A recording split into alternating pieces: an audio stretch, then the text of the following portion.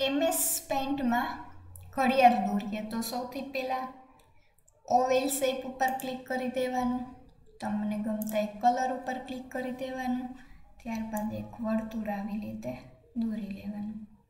जो लाइन बहुत जाडी छे, लाइन ने पातળી करवी होय तो कंट्रोल- कीबोर्ड मांथी शॉर्टकट की छे दबावानी। जेवड़ी लाइन राखवी होय एटली तमे आवी रीते राखी सको। आटलू थई जाय पछी आनी अंदर आपणे अंक लखवाना छे, तो अंक लखवा माटे अहींया टेक्स्ट उपर क्लिक करवानुं अने अहींया चोरस दौरी लेवानुं। त्यारबाद आमांथी गमता फॉन्ट लई लेवाना। जुदा जुदा फॉन्ट छे, आमांथी जे फॉन्ट गमतो होय फॉन्टनी स्टाइल ए स्टाइल लई लेवानी। त्यारबाद आमांथी गमतो एक कलर लई लेवानो।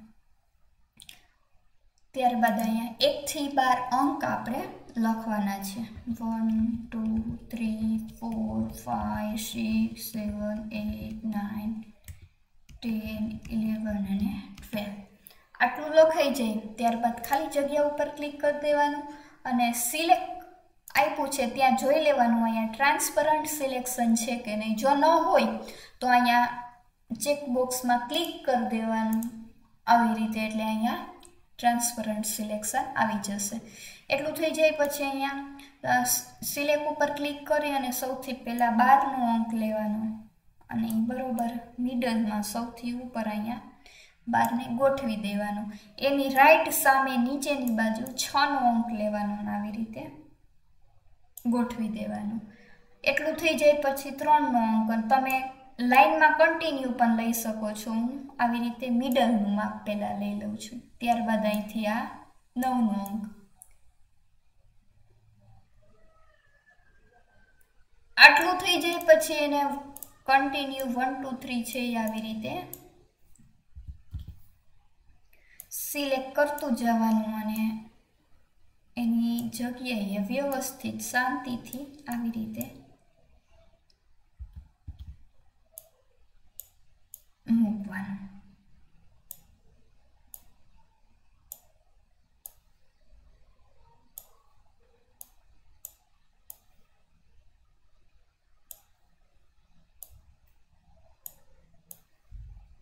આવી રીતે એક પછી એક શેપ છે ઈ અંક ગોઠવતું જવાનું।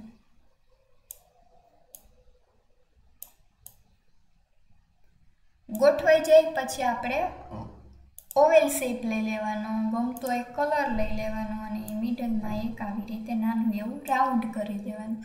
રાઉન્ડ થઈ જાય પછી રાઉન્ડમાં કલર ફિલ કરી દેવાનું, અહીંથી લાઈન ડ્રો કરી લેવાની। તમને જે ટાઈમ તમારે ઘડિયાળમાં દર્શાવવો હોય એવી એક સીધી લાઈન, જો સીધી લાઈન ન થતી હોય તો કીબોર્ડમાંથી શિફ્ટ કી દબાવવાની એટલે સીધી લાઈન થશે। આ લાઈન પતલી છે, જો એ લાઈનને જાડી કરવી હોય તો કંટ્રોલ+ આપી દેવાનું આવી રીતે। એટલે આ એક કાંટો થઈ ગયો। ત્યારબાદ આપણે ફરીથી લાઈન ઉપર ક્લિક કરીશું અને બીજો કાંટો દોરીએ।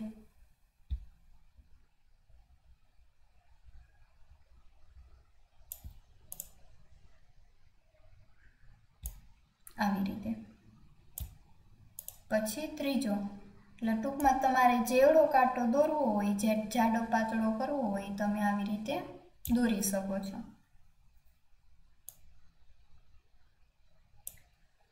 આટલું થઈ જાય પછી આપણે ઘડિયાળમાં નામ લખીએ। તો અહીંયા ગમતા કલર ઉપર ક્લિક કરી, ટેક્સ્ટ ઉપર ક્લિક કરી અને અહીંથી તમારે નામ લખી દેવાનું।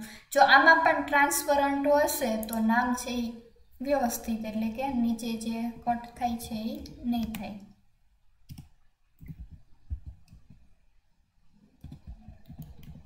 આવી રીતે અક્ષર બહુ મોટા છે, જો અક્ષરને નાના કરવા હોય તો સિલેક્ટ કરી અને અહીંથી અક્ષર છે એ નાના કરી દેવાના।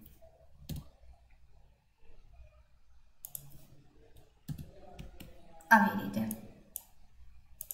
જેવડી સાઈઝ રાખવી હોય એટલી સાઈઝ અહીંથી સિલેક્ટ કરી લેવાની। ત્યારબાદ અહીંયા રાખી અને હજુ પણ જો અક્ષરનો કલર બદલવો હોય તો આમાંથી ગમતો કલર તમે લઈ શકો છો। આવી રીતે.